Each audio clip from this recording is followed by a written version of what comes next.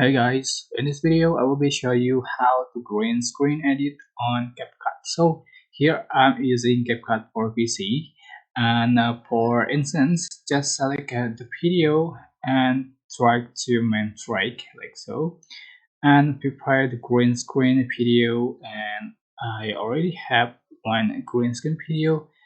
Just make it as an overlay, put on the top another video, and I'm going to split the core.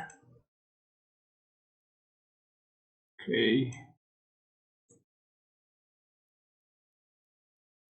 split, and go to remote and use it, flip, and just tap on the green screen video and go to video, cut out, select chroma key and select color picker.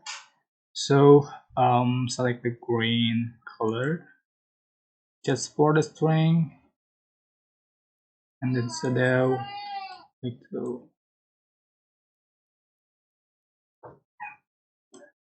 So you can resize.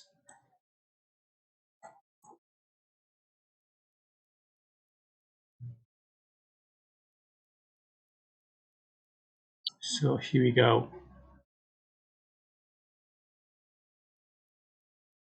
You can see this is the green screen object.